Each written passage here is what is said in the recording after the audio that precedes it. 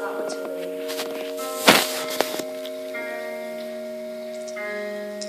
I thank my pastor for allowing me to stand here. I thank my family for coming, traveling from Boston, from South Carolina, from New Jersey. I'm going to include everyone into it. I thank for my sisters, my brothers, my friends, aunties, and all of you. I believe I covered everyone. I would like to thank my church family for just being here and coming out, not finding it robbery just to sit and hear a word from the Lord.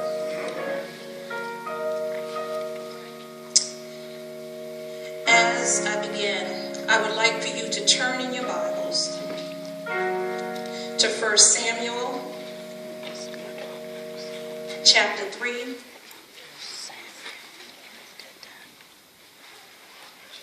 And I'm going to try to do this from my iPad.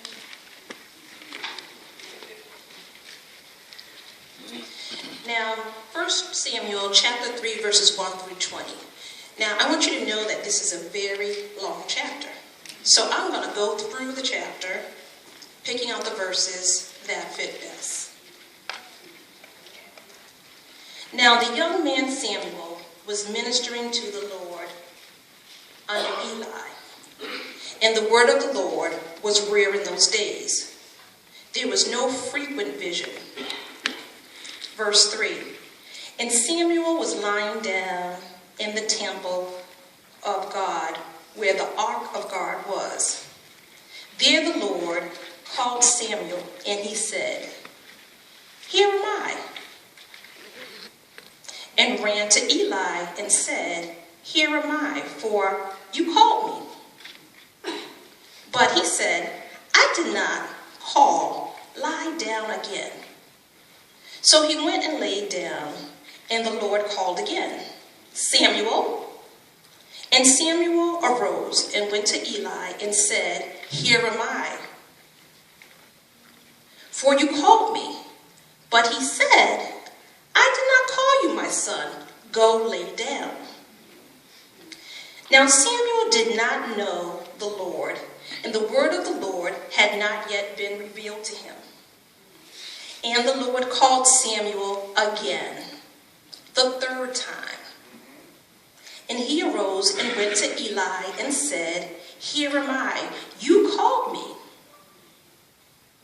Then Eli perceived that the Lord was calling the young man. Therefore Eli said to Samuel, "Go lay down, and if he calls you, you shall say, 'Speak, Lord, for your servant hears.'"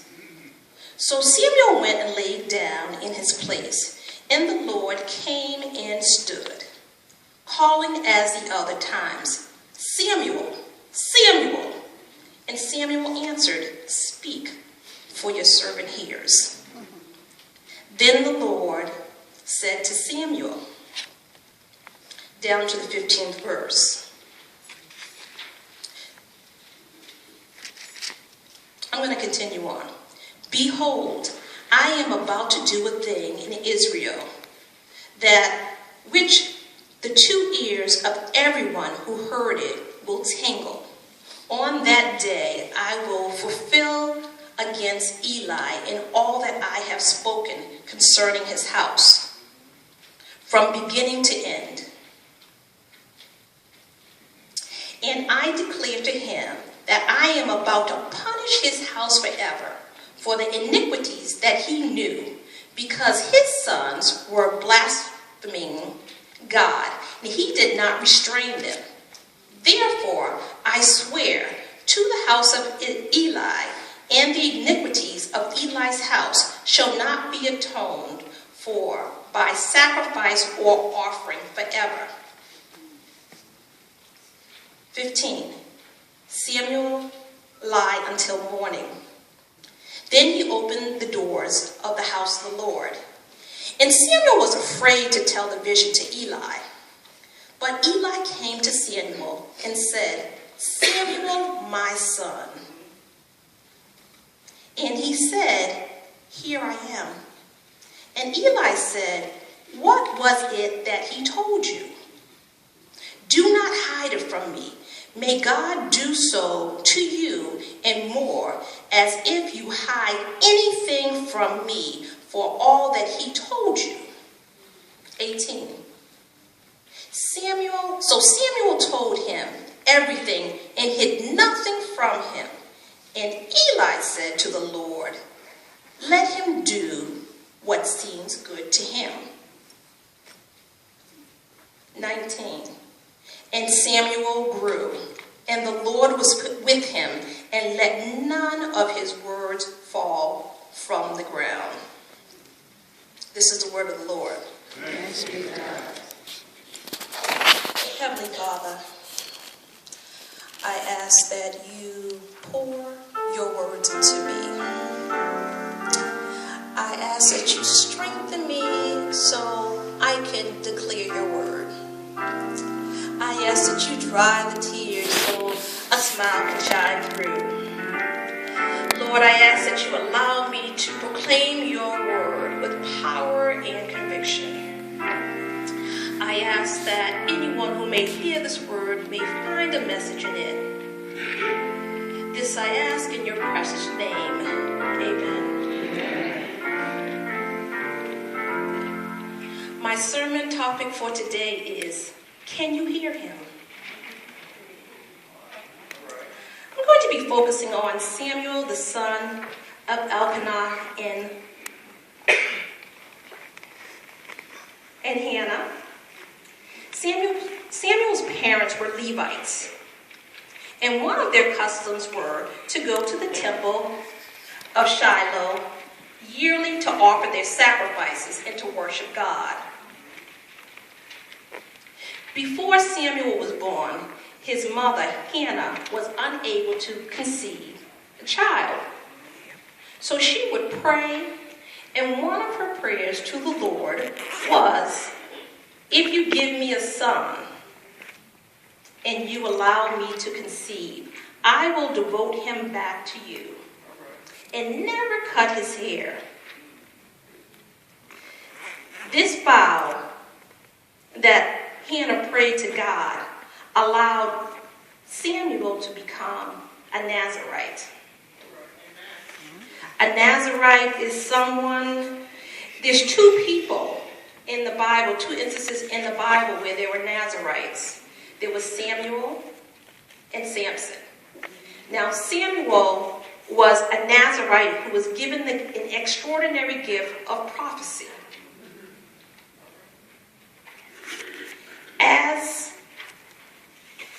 As Samuel became of age, approximately 3 years old, his mother did what she promised.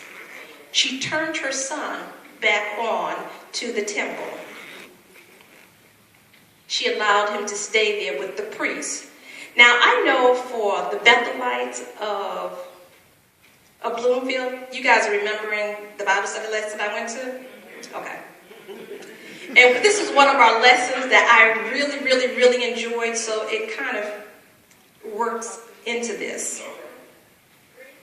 All right. Now we fast forward. Samuel is a young teenager under the supervision of Eli. Eli was an older priest that was in the temple. In chapter 3, we find Samuel and Eli lying in the temple. It is nighttime, and I presume that Samuel was drifting off to sleep. When Samuel hears someone calling his name, "Samuel, Samuel." So Samuel goes to Eli to see what he wants. "Did you call me?" And Eli says, "I did not call you." So Samuel goes back to bed and hears someone calling again. Now, the Bible only tells us that Eli and Samuel were the only two people in the temple at the time. So who do you think was calling him? Samuel gets up for the third time. When he hears his name being called again, he goes to Eli to see why he is calling him. The Bible states this was the first time that God showed himself to Samuel. It never crossed Samuel's mind that it could be God. He just assumed that it was Eli.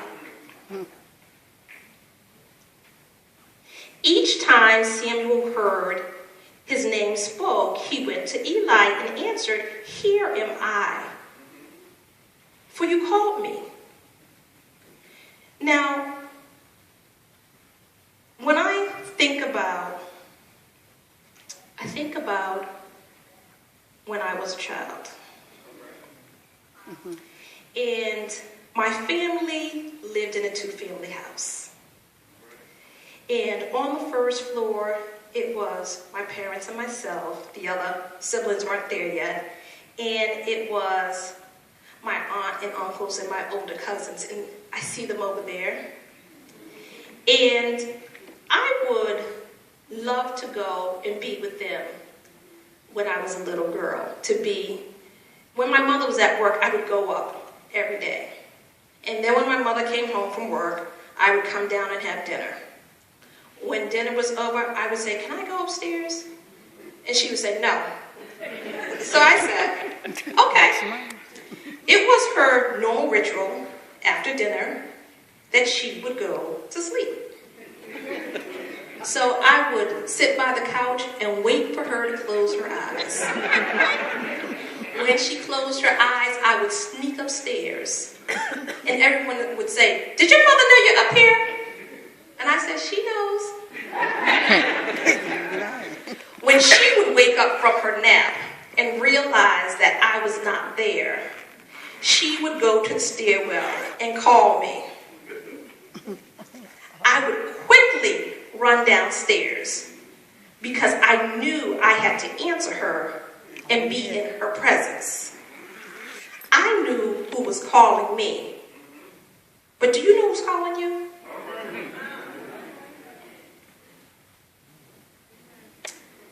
Samuel didn't know who was calling him. As we go back into the story, Eli is getting older, and he's losing his vision. Eli is the mentor, the guardian, the teacher, the father figure of Samuel. So when he calls Samuel, Samuel answers out of respect. Samuel hears him calling him. In verse 9, Eli tells Samuel to speak to the Lord, for I am your servant. Samuel is a teenager. He's not afraid to speak and ask the Lord what he has to tell him. If the Lord were to come to you today, and he speaks to you, what will you do? How will you answer him? Will you tell the Lord yes? As Lisa sang the song, I'm thinking back to the spring. I think I may have gone to the YPD annual day in Jersey. And I remember that there was a young boys mime.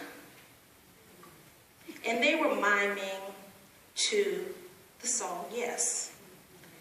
Now, this song is by Shekinah Glory. It came out in 2008. I've heard it plenty of times before. But I can remember hearing the song and crying in my chair because seeing the young people mime to this song, I can remember being broken up and seeing the song in a different way. So I started to say to myself, am I going to say yes to the Lord? They're telling me, can I say yes? What will I do? Can I say it in my heart? Can you say it in your heart? Can you tell the Lord yes? He wants to use us to bring us to higher heights. Can you say yes to the Lord? He's taking us higher. Will your heart and soul says yes? I said yes, Lord. I said yes. I say yes.